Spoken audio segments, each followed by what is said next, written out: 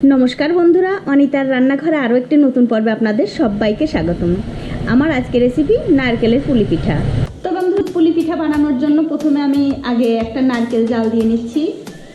एकटा नारकेल एखाने आमी कुड़िये निয়েছি। दिये दिচ্ছি खेजुरेर पाटाली गुड़ और दिये दिচ্ছি एकटु दूध।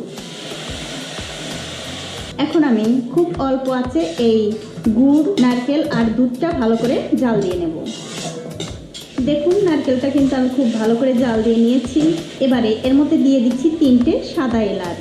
এই এলাচটা দিয়ে আমি আরও কিছুক্ষণ এই নারকেলটা একটু নাড়াচাড়া করে নেব। তবে বন্ধুরা এই নারকেলটা কিন্তু জাল দিয়ে একদম শক্ত করা যাবে না, একটু নরম নরম থাকতেই নামাতে হবে। দেখুন নারকেলটা কিন্তু আমার জাল দেওয়া হয়ে গেছে। দেখুন ঠিক এরকম অবস্থায় নামাতে হবে। আমি একটা প্লেটের মধ্যে এই নারকেলটা নামিয়ে নিচ্ছি, নামিয়ে একটু ঠান্ডা করে নেব। ওদিকে নারকেলটা ঠান্ডা হতে হতে বন্ধুরা এদিকে আমি চালের গুঁড়ো দিয়ে একটা ডো বানিয়ে নেব। তার জন্য কড়াইতে দিয়েছি পরিমাণ মতো জল। জলটা কিন্তু খুব ভালোভাবে গরম করে তার মধ্যে সামান্য একটু লবণ দিতে হবে। দিয়ে এই চালের গুঁড়ো অল্প অল্প করে দিতে হবে আর এরকম করে জলের সঙ্গে মেশাতে হবে। এখন কিন্তু গ্যাসের আঁচটা অবশ্যই কমিয়ে রাখতে হবে। আর বন্ধুরা এই জলটা কিন্তু খুব ভালোভাবে ফোটাতে হবে। আমি এরকম অল্প অল্প করে চালের গুঁড়ো দেবো আর মিশিয়ে নেব।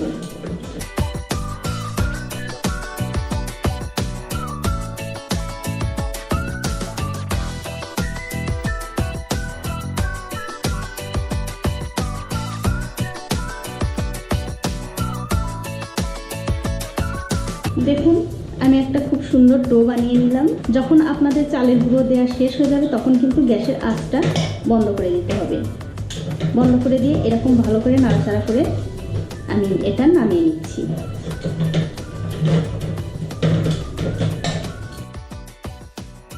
নামিয়ে নেবার পর যখন দেখবেন হালকা একটু ঠান্ডা হয়ে গেছে, মানে হাত দিয়ে নাড়াচাড়া করা যাচ্ছে, তখন এই ডোটা আবার একটু মেখে নিতে হবে।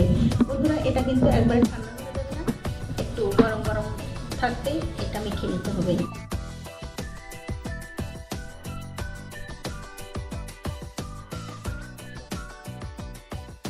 দেখুন মাখানো হয়ে গেছে। এবারে এখান থেকে একটু ছোট্ট করে লেচি কেটে নিচ্ছি আর এটা আমি আবার একটু ঢাকা দিয়ে রেখে দিচ্ছি। এখন আমি এই লেচিটা একটা বাটির মতো করে নিচ্ছি। একটু শুকনো চালের গুঁড়ো দিয়ে করলে মানে হাতে এই ডোটা লাগবে না।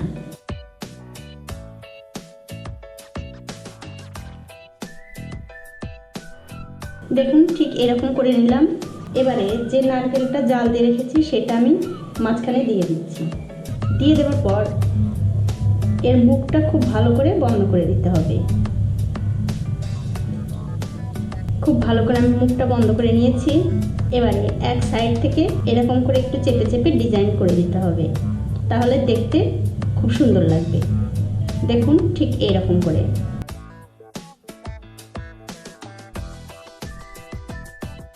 এরকম করে আঙ্গুল দিয়ে চাপ দিলেই দেখবেন একটা কোনা বেরিয়ে আসবে। এই কোনা ধরে এরকম করে চেপে দিতে হবে। দেখুন কত সুন্দর একটা ডিজাইন হয়ে গেল। এরকম করে আমি সবগুলো পিঠাই বানিয়ে নেব। দেখুন সবগুলো পিঠাই আমি বানিয়ে নিয়েছি। পিঠাগুলো ভাজার জন্য একটা ফ্রাইং প্যানে তেল গরম করতে দিয়েছি। তেলের মধ্যে দিয়ে দিচ্ছি সামান্য একটু হলুদ। হলুদটা দিলে পিঠা যখন ভাজবো তখন পিঠার কালারটা একটু হলুদ হলুদ হবে, দেখতে সুন্দর লাগবে। তবে আপনারা যদি না চান এই হলুদটা নাও দিতে পারেন, সাদা সাদা করেই এই পিঠাগুলো ভাজতে পারেন। তেলটা হালকা একটু গরম হয়ে গেছে। এখন একটা একটা করে পিঠা আমি তেলের মধ্যে দিয়ে দিচ্ছি।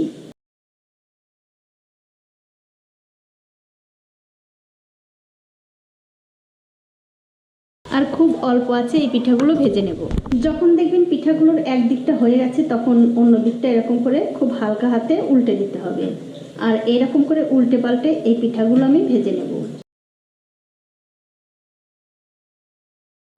দেখুন এই পিঠাগুলো আমি উল্টে পাল্টে খুব ভালো করে ভেজে নিয়েছি। আর বন্ধুরা খুব একটা বেশি কিন্তু ভাজার দরকার নেই, বেশি ভাজলে কিন্তু আবার শক্ত হয়ে যাবে। এবারে এই পিঠাগুলো আমি তুলে দিচ্ছি। তুলে নিয়ে এই একই রকম ভাবে আমি সবগুলো পিঠাই ভেজে নেব।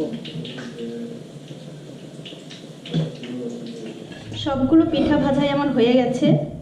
ভিডিওটি যদি আপনাদের ভালো লেগে থাকে অবশ্যই একটা লাইক, কমেন্ট আর শেয়ার করতে ভুলবেন না।